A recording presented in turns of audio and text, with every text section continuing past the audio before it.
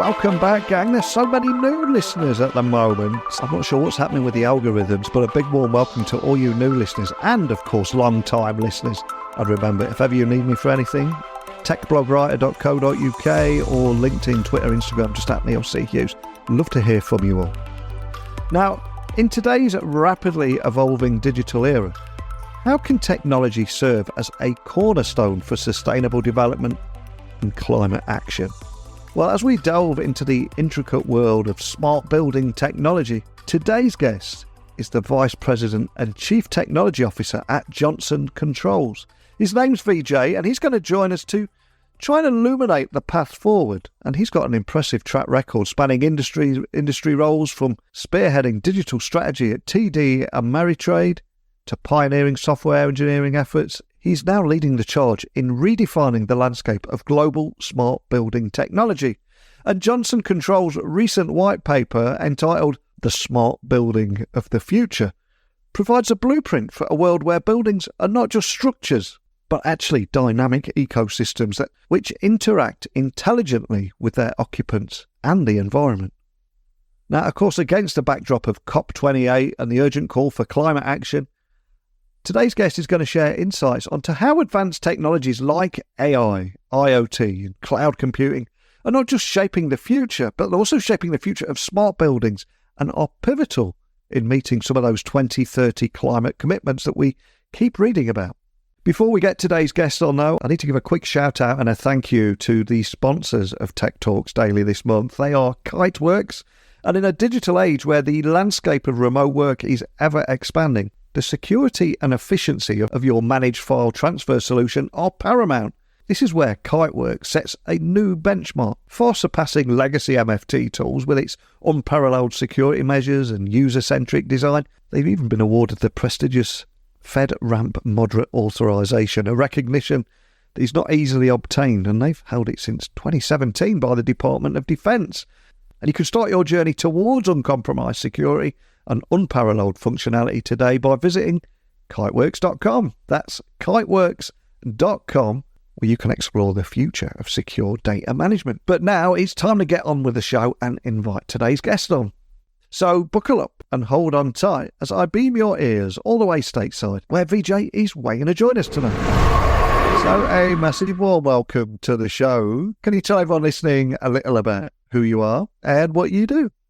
Yes. Hello, Neil, and thank you for having me on the show. I'm Vijay Sankaran. I am the Chief Technology Officer and Head of Digital Solutions for Johnson Controls. So super excited to be here in this capacity. I'm responsible for all customer-facing digital solutions at Johnson Controls. That includes our OpenBlue Smart Buildings platform, as well as a recent acquisition we did, FM Systems, which is all around the integrated workplace management space, as well as all of our product engineering across the firm, which includes both our control systems, our security systems, and other building management systems. Well, it's a pleasure to have you join me on the podcast today. And something I try and do every day is demystify technology and talk about it in a language everyone can understand, and also the real world problems that we're solving with this technology as well. And Johnson's Controls on my radar because you're leveraging cloud-based services at the edge to break down those traditional barriers between devices in smart buildings, for example. So I'm curious, how does that integration impact the flow and utilization of real-time data for business leaders? Yeah, so I think, first of all, Johnson Controls is all about enabling smart buildings. And so there are millions of buildings out there, new buildings, different types and forms of buildings, hospitals, schools, stadiums, and they all have different types of devices inside those buildings. And I think historically, we've known very little about how those buildings perform, whether they're efficient, what kind of carbon that they're emitting, what's going on, what are the activities that are going on, what are the faults that are going on, how those buildings are being used. And so ultimately, what we've enabled with OpenBlue is a smart buildings data and software platform that collects the data from all of the different devices and sensors inside the building, and then analyzes that data up in the cloud and then based upon AI and other analytics and models, makes recommendations around how you can actually optimize and improve the performance of those buildings and actually use command and control directly back to the building to improve and actually enable those improvements. And so it's a full building automation life cycle and really seeking to enable a smart autonomous building as we go forward. And so that's the full closed loop. And as part of that journey, we've employed and developed a lot of really interesting technologies. One, as you mentioned, is really have leadership at the edge where we are able to securely connect devices, be able to efficiently process the information that gets transmitted from those industrial devices, basically connect a wide variety of different types of devices, and then using zero trust cybersecurity, stream that up to a cloud. And then in the cloud, be able to house that data as both an analytical structure and a digital twin structure, which is a fundamental representation, a virtual representation of how that building looks, operates, and has relationships between different objects in that building. And then it's the AI, which we then apply against that to understand what the opportunities are for improving the performance of that building. And then we can actually present those recommendations in an experience. And then the user actually has the opportunity to execute some of those commands at the local building level through the building automation system that sits inside of those facilities, all securely. And so it's a complete closed loop platform to basically optimize your smart building to drive energy improvement and decarbonization, which is pretty cool. It really is. And some of the things that really intrigue me about what you're doing here is there's two huge topics at the moment that everybody's talking about and has been for the last 12 months, and that is AI and sustainability. And what I love about what you're doing is how those two worlds are actually converging. So considering the urgent need for climate action, how is AI-enabled smart building technology, how's that helping the future of sustainable infrastructure? And what would you say are the tangible benefits and also potential challenges that you might have encountered in implementing these technologies? Because I think it's something that will interest every business leader listening, no matter where they are in the world. Yeah, so I think this was what's most motivating about OpenBlue and why I came to Johnson Controls in the first place, is to basically take two of the passions that I have around sustainability and AI and be able to apply it to a space in buildings that generates 40% of global emissions. And so at the end of the day, what we're really trying to do is, by understanding the energy emissions of all of this equipment inside of the building, and then marrying that up with the sources of energy that is being consumed in order to power these devices, and understanding what the mix is, whether that's renewable or fossil fuels, and what the mixes are, to be able to give our customers visibility into what their baseline carbon emissions are. And the biggest challenges to start, just in terms of baselining, is that there are a lot of different types of devices inside of the building. And really, oftentimes, perfection of connecting all of these devices, all of these different thousands of points inside of the facility, and being able to understand what the scope 1 and scope 2 sort of footprint is oftentimes an onerous task. And also being able to understand the utility consumption. Some buildings don't have smart metering or any metering associated with them. In certain parts of the world, you can't get utility bills, or utility bills are in a format that is not comprehensible by a system. And so being able to write different kinds of translators and connectors and using AI to get a baseline of both energy consumption and how that converts to a baseline carbon footprint, that's a big challenge as a starting point. Then once you can get that baseline, then it becomes really, okay, understanding what are the actual things that you can do in order to drive improvements against your carbon baseline. and how does that actually correlate with the targets that you're setting? So many companies are saying 2040, I want to be net zero. Some are saying 2050. Some are more aggressive ones are saying 2030, right? But really, those are just generic targets unless you can break it down and say, okay, well, how am I actually going to get there? Like if I say, it's great, I'm going to get there in 2030, maybe I can go out and buy a whole bunch of carbon credits to get me there by 2030. But am I really getting to net zero, right? Because at the end of the day, you're still emitting carbon, and all you're doing is you're buying offset credits in order to show that you're netting those out. So then what are the micro actions inside the building that let's take that particular subsystem that you actually have to invoke in order to get to net zero, right? So what is the age of all of the equipment that you have inside of the buildings? Which equipment are driving a large amount of the emission? So I know in Johnson Controls, chillers comprise about 40% of the energy output inside of the building. And so are you using a 15-year-old chiller? Are you using a 5-year-old chiller? Are you using an air-cooled chiller? Are you using a water-cooled chiller? So that's where we start the journey, is to really do an inventory assessment of all of the equipment types inside of the buildings. And then we have what is called ECMs, which are energy conservation measures that basically you can think of them as actions that you can take that can give you different scenarios to model around your carbon emission output. So let's say you have a 15-year-old chiller and you look at what the carbon emissions are of that 15-year-old chiller, and you're saying, oh my gosh, I'm not going to get to 2030 with that 15-year-old chiller, right? So then how do you actually make the decision as to whether or not buying a brand new York chiller will help you attain those goals? And so that's where these ECMs come in, where you can actually model out the different scenarios. And then, what the power of the full Johnson Controls is that I can then give different customers different types of models to bring on that new equipment. So I can either do cooling as a service, where we'll guarantee you certain, improvements around the cooling performance and the energy efficiency. We can do net zero as a service, where we'll actually come in and replace all the equipment that is driving against your net zero targets.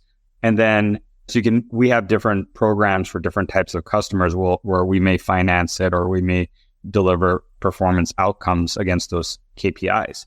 And then the AI, where it comes in, is more even at the micro level. Okay. So if I live in an area like Michigan, and in the summertime, sometimes we get cold spells, do I really need a chiller to drive my air conditioning at the same levels all summer long, right? So based upon the external weather, I can actually autonomously use the AI to change the chiller set points and the chiller, the chiller function. Or based upon if I'm in a building and the fact that people aren't coming in on Fridays during the summer, I can turn it up a few degrees so that I'm not too worried about the personal comfort that people have. Or if there are certain spaces like common meeting rooms and things like that where it's not being occupied, I can vary the temperature in those spaces. So there's lots of different variables inside the building where you can use the AI to basically autonomously vary set points, vary equipment settings that individually on a daily basis may not add up to a huge amounts of savings, but collectively put together can give you a 10 to 15% improvement in both energy efficiency and carbon emissions that becomes sizable when you have a portfolio of buildings, whether it's a university campus or a school district or a REIT that has 150 to 200 properties that they own across the globe. And so, what I think the real powerful nature of what we do is our digital tools help us both baseline and benchmark and then make recommendations, but then also manage it over time autonomously with the AI so you can continue to run those buildings efficiently and drive that decarbonization. And another area I find incredibly intriguing is the concept of digital twins in the context of smart buildings. So Can you just explain for anyone that's not familiar with this, how Johnson's Control is utilising this technology to enhance building performance and user experience? And what does that continuous feedback loop look like between the physical and virtual realms? Well, I'll tell you, I just got back from Singapore a couple of weeks ago, and I would say in Singapore are the most progressive adopters of digital twin technologies. And it is super cool what they've been able to showcase. And so I met with a couple of large real estate holding companies that have a large number of properties across Asia, and they want to be able to show and see what's happening to their buildings in real time. And so obviously, if you're in Singapore and you got a building in Kuala Lumpur in Malaysia, it's not the easiest thing to be able to take potential investors and take them over to Kuala Lumpur and show them the building. And so with the digital twin, we actually ingest the information files. We, convert all of the assets of the building into, where are the assets located? What are the details of the assets? What's the data of the assets? So that you could actually, within OpenBlue, go in and view virtually, like think virtual reality, what the building looks like, be able to 3D zoom around it, go to specific floors, show the floor, show the entryway. And it's pretty amazing what you can do virtually in terms of being able to show and share the buildings. Now, what we then do is a lot of people are going to this notion of like an integrated command center where let's say that you have 100 buildings that you're managing and you don't want to have operators in every single one of those buildings looking at that portfolio. So then you have this integrated command center where you have the digital twin of all of your portfolio. And if something goes wrong, you have a fault or a ticket that comes up, you could actually zoom in into the visual representation of that building, go to that particular asset, see where it's located, be able to activate cameras that are around it, and showcase the actual ability to operate your facilities remotely. And one of the most fascinating examples of this for me that we implemented in 2022 or 2023 was the FIFA World Cup. And so it was the first time in history where the World Cup wanted to have matches going on at the same time in multiple different facilities. And so they had 8 stadiums where we implemented the unified command center for those 8 stadiums. We had a digital twin for each of those 8 stadiums, so you could look at turnstiles, common areas, vending areas, where there were alerts, where the different heating and cooling units were. And so from a central location in Qatar, they were able to see where the issues happened across all of the facilities at the same time without having to have staffing to manage those facilities locally. And so it's pretty amazing what you can do in terms of overall operating management and showcasing of your facilities using a digital twin.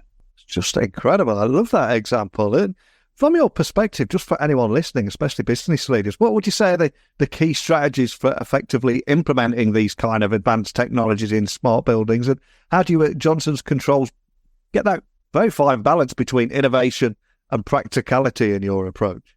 Yeah, I mean, at Johnson Controls, we're focused on solving problems inside buildings and really delivering outcomes for our customers. And so when I look at the key outcomes that we're trying to deliver, energy efficiency, decarbonization, asset health and uptime of your buildings, and then additional operating efficiencies for your facilities management team. So you start from there, and then you start to look at okay, what are the actual scenarios that my customers can use to deliver those outcomes, right? And then you look at, which technologies are available in order for us to be able to do that. So over the last 3 years, we've made 3 acquisitions in the digital space, and they were all intended to solve specific pain points that our customers had. So edge, we talked about edge, and edge data streaming and edge data connectivity was a key area of focus. And so how do we connect the devices on the edge? How do we collect the data efficiently, right? And so we bought a system out of California called Foghorn Systems, and Foghorn is a leader in edge AI. And so we integrated that into our stack.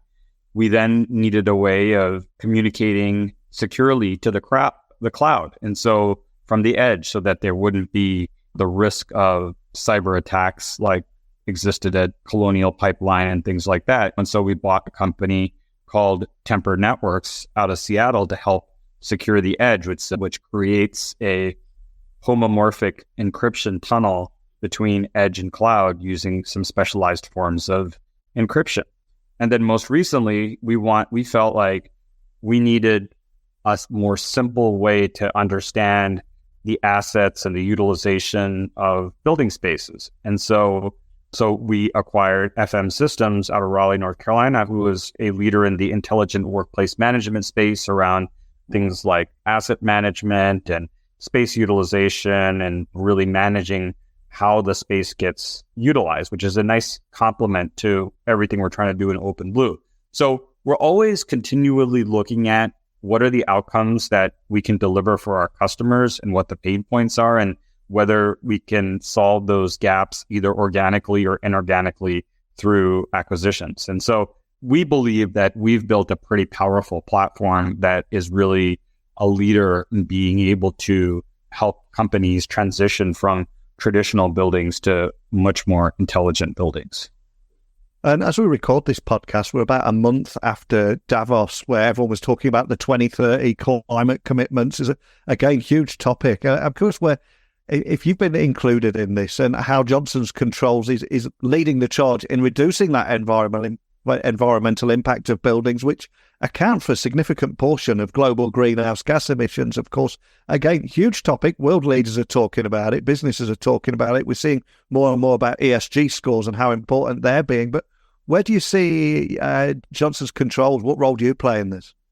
Well, I mean, we're definitely at the center of it. I think you might have seen our CEO wrote an article for the World Economic Forum after his participation in Davos about AI and its role in the smart buildings, and really now with the onset of generative AI as well. So I think that especially as it relates to sustainability role, because as I mentioned, buildings comprise 40% of carbon emissions. We truly believe that leveraging our technologies and things like AI can help make a major dent in terms of the opportunity to help companies drive decarbonization efforts. And so I think those are all really, really important that we begin to focus and address on solving some of those pain points as we go forward. And if we put the microscope under you for a moment, I was looking at you before you came on the podcast, doing a little research, and it quickly stood out to me. You've had quite a diverse career too, including significant roles at TD, Ameritrade, and Ford Motor Company, to name but a few. I'm curious, from your own perspective here, how have those experiences influenced your approach to technology transformation at Johnson's Controls? Because I suspect, like the old Steve Jobs quote, you can't join up the dots looking forward. It's only when you look back, isn't it, that you can join up those dots? Yeah, absolutely. I think, in terms of my own personal experience, I've been, so fortunate to have different industries that I've spent my career in, whether it was in healthcare or whether it was in early on in my career, or whether it was in automotive and then financial services and now industrial and smart buildings. And I've always believed that the role and the goal of technology is to help solve business problems at the end of the day. And so I think in every stop on the journey, I've always looked at it from a customer in perspective. How do we solve problems on behalf of our customers using technologies? And so while AI is game changing, while things like virtual reality and digital twins are game changing from a technology perspective, I've always believed that how you take those technologies and apply them to solving business problems is the single most important thing at the end of the day. And so at Ameritrade, it was really about democratizing and empowering self-directed investors. And so it was everything from how do we leverage technology to make investments and trading easier for them. And that may be something as simple as how quickly can I open an account, to how quickly can I fund my account, to what's the education that's required to better understand the markets, to creating a simplified user experience, to more advanced traders who are looking for high degrees of performance and capabilities on our advanced trading platforms. And when I was at Ford, it was how do we create vehicles at scale, really enabling the organization to be highly efficient, manufactures cars with high quality, and enable our dealerships to sell those cars and service those cars effectively to our customers. And again, how does the technology and advanced technologies play a role in driving operating efficiencies as well as customer experience? And so the pattern has always been, no matter what, outside in, never inside out, which is what business are we in? What problems are we trying to solve? And how does the technology help solve those problems at the end of the day? And so that's been kind of the ongoing learning and journey that I've been on. I think it really helped me starting my career as a consultant, because the first thing you do when you're a consultant is you go into a new industry and you get feedback around what's working well and what's not working well. And that's always how I've driven my own orientation around things, which is what's working well, what's not working well on behalf of our customers, what problems do they have, and then how do we leverage the technology to solve those problems. And so for me, this is all about energy efficiency, sustainability, making it easy for our customers to connect their buildings, providing value so that they can really show the ROI around investing in a product like OpenBlue. So then I look at, okay, then what technologies do I need and what do I have in order to be able to solve those problems, which is I think the best part, that's always been the thing that's been most fun for me. 100% with you on that. And as we look ahead into the future, I appreciate there's probably not too much you can share, but is there anything you can share about the next big steps for Johnson's Controls, especially in the realm of smart building technology, and how you might foresee these advancements evolving over the next 5 to 10 years? And I realise that's a crazy question to ask, but with the speed of technological change in the last 18 months. Yeah, I would say what's really interesting is, in the 3-year horizon, what are the things that again are going to help customers solve problems, right? And so a great example of this is leveraging generative AI around giving customers very specific recommendations around either how they should service their equipment or how, what changes that they should make in terms of different settings or equipment in their buildings, or even how are they comparing or complying with certain laws and regulations locally. And so let me go to the last example, which is now there are literally an array of laws and legislation that are being passed around local standards for buildings and the indoor air quality of buildings and how much energy that you can consume on a per square footage basis and when you're going to be complying, right? And typically a lot of those things are wrapped within pages and pages of PDF documents at the end of the day. And so now with the simple frameworks that generative AI provides with retrieval augmented generation, you can basically ask a question, retrieve a variety of different answers, and then basically summarize that in a way that allows customers to have clear indications of how to service and address issues in your building more quickly, which is super powerful and didn't exist 2 or 3 years ago. So that's one huge area of exploration for us.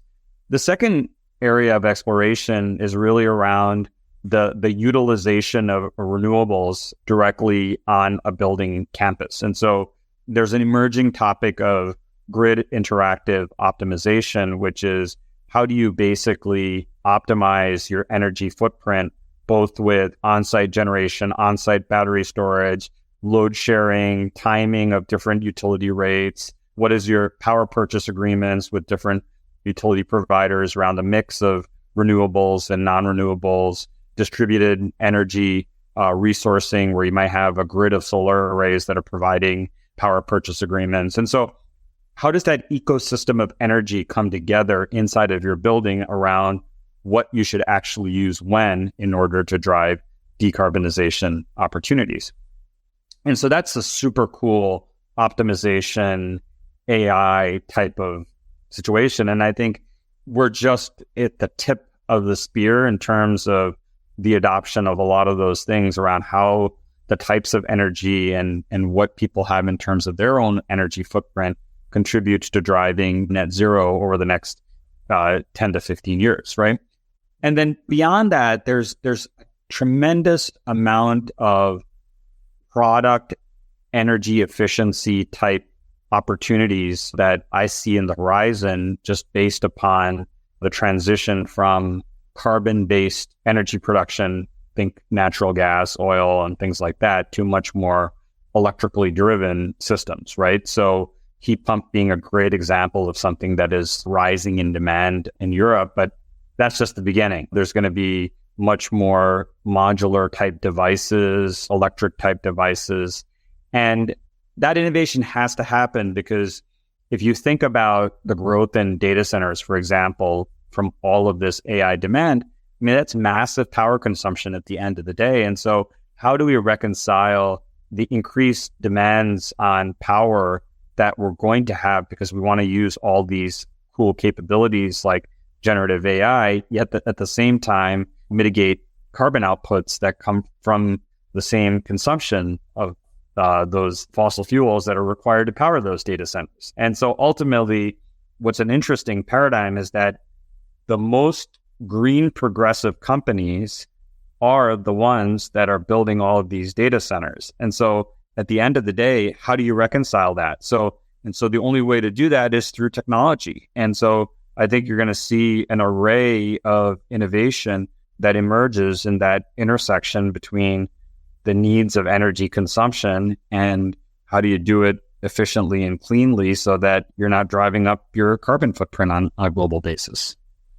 Yeah, so much food for thought there. And finally, as someone that has led major technological transformations, what advice would you offer to upcoming leaders that might be listening to our conversation today, aiming to integrate advanced technologies into their business models, particularly in the context of sustainability and climate action and making a difference? Any advice you'd offer to anyone? Yeah, I mean, so first of all, I would say you have to really think about what problem I'm trying to solve at the end of the day. And then what technology do I actually need in order to solve that problem? And I'll give you a perfect example. We deal with a lot of onboarding of buildings. So we have different types of buildings that we have to understand what's all the equipment, what are all the points inside the building, and how does that map so that we understand if it's a fan coil or an air duct or whatever it may be inside the building, right? Now, initially, we thought that GPT-4 would be the best route for us to help with some of that mapping to onboard those buildings. But as we were going through the process, we found a less expensive prior version of natural language that was a precursor to generative AI that did the job just as effectively. That was at orders of magnitude of lower cost and was able to effectively solve the problem at a high classification rate. And so what the advice I would say is that I know that AI and generative are the buzzwords, but in my experience in technology, all that glitters isn't gold at the end of the day. It always comes back to what problem are you trying to solve?